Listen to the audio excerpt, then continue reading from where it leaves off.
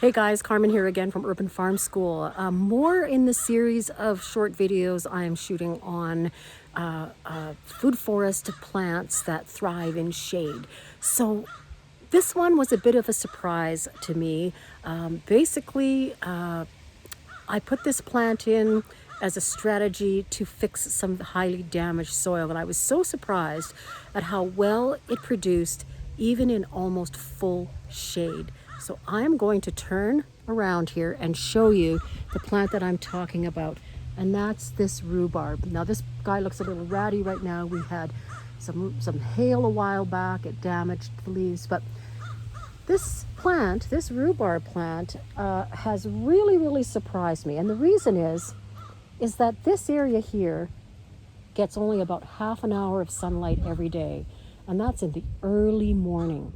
So where this plant is situated is actually in a pile of old soil that came out from underneath the pathway in my main garden bed. So years ago, well, maybe about 4 years ago now, we put a new pathway in the middle of the main garden, and this soil had been sitting underneath the old board pathway, had been walked on for 25, 26 years. So as you can imagine, it was heavily compacted soil and really a mess. So we didn't know really what to do with that soil, so we decided let's just pile it up back here. So you can see it's right by our wood pile here and sort of behind the area where our woodland shady forest garden is.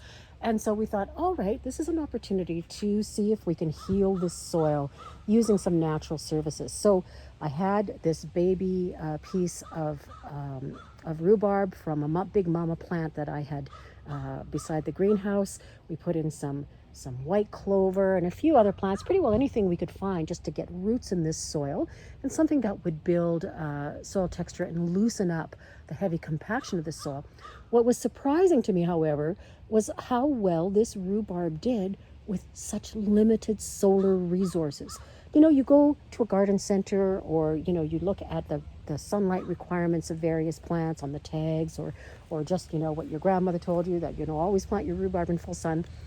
But here we've got an example where this is not even getting remotely what it requires as far as sunlight goes, and yet we still are getting production.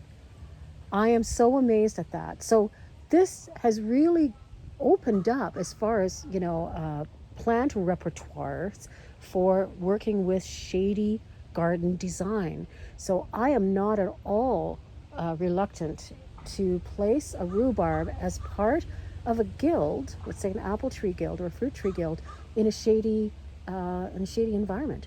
This guy is rocking it out of the park, and I have no doubt whatsoever that it's doing a great job, capturing onto some water resources as rain falls from the sky, with all of its ability to accumulate minerals and other nutrients from the soil, depositing that on the top of the soil each year when these leaves die back.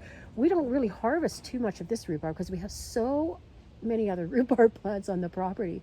But this has been such a wonderful epiphany for me to see how, when you push plants into outside of their comfort zone, you can often end up with some really splendid surprises because you're allowing that plant to demonstrate its genius to you within the context of your designed ecosystem. So anyway, that was a surprise to me. I hope it's a surprise to you.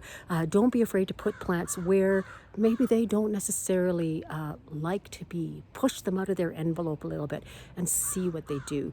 So guys, hope you enjoyed this short little video on rhubarb today.